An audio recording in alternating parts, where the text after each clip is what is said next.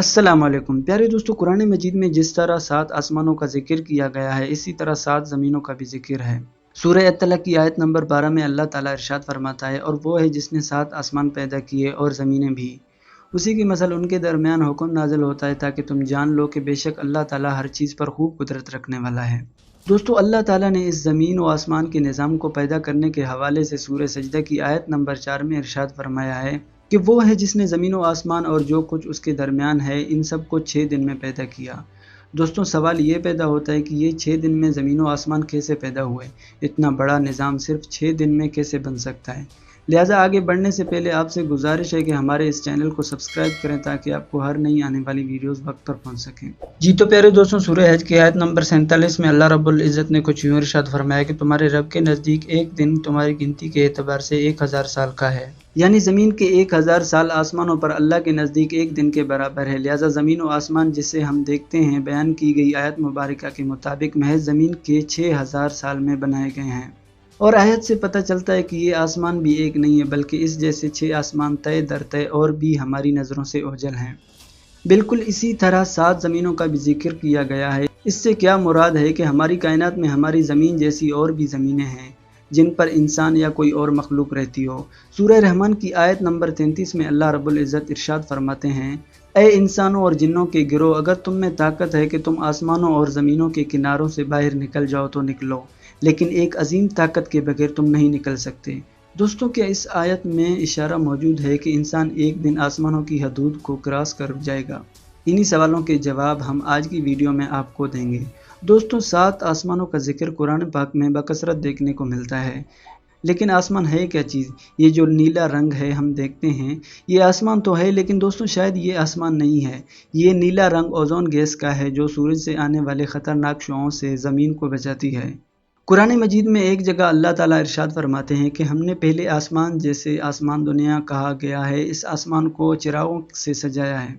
चिरागों से मुराद सितारे हैं। अगर आप एक आसमान को एक चादर समझें और इस चादर पर लगे मोतियों को सितारों से तशबीह दें, तो आप समझ सकते हैं कि आसमान सितारों से ऊपर है। लिहाजा हम कह सकते हैं कि पहला आसमान नज़र आने वाले सितारों से ऊपर है, यहाँ तक कि अभी हम नहीं पहुँच पाए।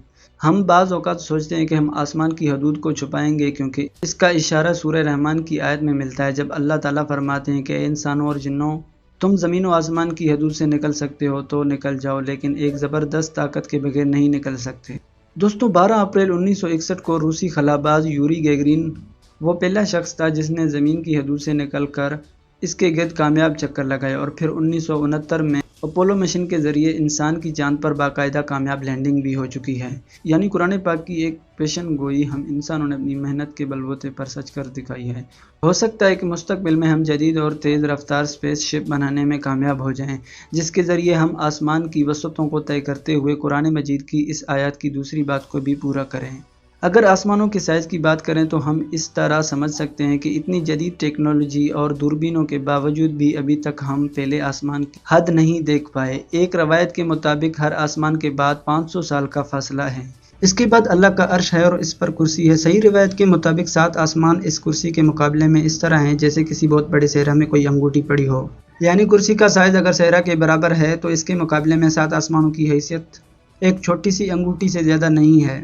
इस तरह कुर्सी अर्श के मुकाबले में ऐसी ही है जैसे सहरा में अंगूठी। दोस्तों, अगर आसमानों की तादाद की बात की जाए तो आसमान महज एक नहीं है, बल्कि इस जैसे आसमान और भी हैं जिनका जिक्र कुरान पाक में अक्सर मकामात पर मिलता है।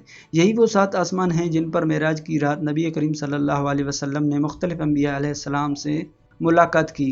पहले आसमान पर हज़रत आदम अलैहिस्सलाम से मुलाकात हुई, दूसरे आसमान पर हज़रत याह्या अलैहिस्सलाम और हज़रत ईसा अलैहिस्सलाम से तीसरे आसमान पर, जबकि हज़रत यूसुफ अलैहिस्सलाम से चौथे आसमान पर मुलाकात हुई, हज़रत इद्रीस अलैहिस्सलाम से पाँचवें पर, हज़रत हारून अलैहिस्सलाम से छठे पर और सातवें आसमान पर हज़रत इब्राहीम अलैहिस्सलाम से मुलाकात हुई।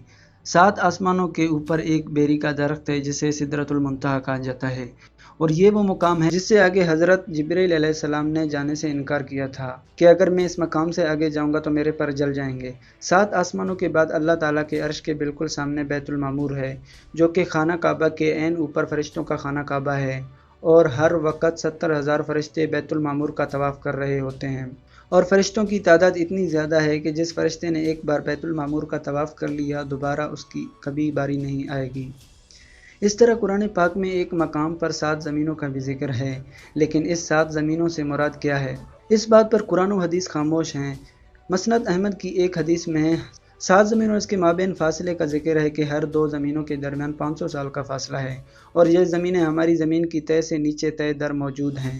سائنس اس بات میں ایک تھیوری دیتی ہے کہ جسے ملٹی ورس تھیوری کہتے ہیں، جس کے مطابق ہماری اس کائنات کی طرح کی اور کائناتیں بھی ہو سکتی ہیں۔ یعنی جس کائنات کو ہم سب کچھ سمجھ رہے تھے، یہ محض ایک کائنات یا اس کا چھوٹا سا حصہ ہے جسے ہم ابزرول یونیورس کہتے ہیں۔ یعنی کہ جتنی کائنات کو ہم نے ابھی تک دیکھا ہے یا آبزرو کیا ہے، وہ پوری کائنات کا ایک چھوٹا سا حصہ ہے، جس کا سائز 40.5 ملی لیٹ ایئرز ہے۔ لیکن یہ محض ایک تھیوری ہے جس کا ابھی تک ہمارے پاس کوئی ٹھوس ثبوت نہیں ہے۔ البتہ ایسے سیارے ہم دریافت کر چکے ہیں جہاں کا ماحول زندگی کے وجود کے لیے سازگار ہے، جہاں زندگی کی موجودگی کے لیے ضروری عوامل موجود ہیں۔ ناسا دن رات اس پر ریسرچ کر رہا ہے کہ ہماری کائنات میں کہیں زندگی کا سراغ ملے۔ ایلین سے رابطہ کرنے کے لیے ہم نے ایک اسپیس مشن بھیجا ہے جس میں ہم نے زمین کی لوکیشن، مختلف آوازیں اور ویڈیوز ایلین کے لیے بھیجی ہیں۔ زمین سے سب سے زیادہ دور مین میڈ آبجیکٹ وائیگرونڈ اسپیس کرافٹ ہے۔ دوستو، ہماری یہ لامحدود وسعتوں والی کائنات اتنی بڑی ہے، اس کائنات کا بنانے والا کتنا بڑا ہوگا؟ واللہ جس نے ایک لفظ گن کہہ کر اس پوری کائنات کو بنایا اور خود تنہا چلا رہا ہے، لیکن کیا واقعی خدا ہی ہے جو اس کائنات کو بنانے والا ہے؟ اور کیا واقعی کوئی خدا بھی ہے؟ دوستو، اس پر تحقیقات کرنے والے غیر مسلم ابھی تک ان سوالوں کا کوئی جواب نہیں دے سکے۔ بے شک ہم اتنا ہی جان سکتے ہیں جتنا اس کی ذات نے ہمیں علم عطا فرمایا ہے۔ جی تو پیارے دوستو، امید ہے آپ کو ہماری آج کی ویڈیو پسند آئی ہوگی۔ کمنٹ سیکشن میں اپنے خیالات کا اظہار ضرور کریں، اور ہمارے اس چینل کو سبسکرائب کر لیں اور بیل آئیکن کو ضرور دبا دیں تاکہ ہماری آنے والی ویڈیو سب سے پہلے آپ تک پہنچ سکیں۔ تو آج کی ویڈیو میں بس اتنا ہی، اگلی ویڈیو تک اللہ حافظ۔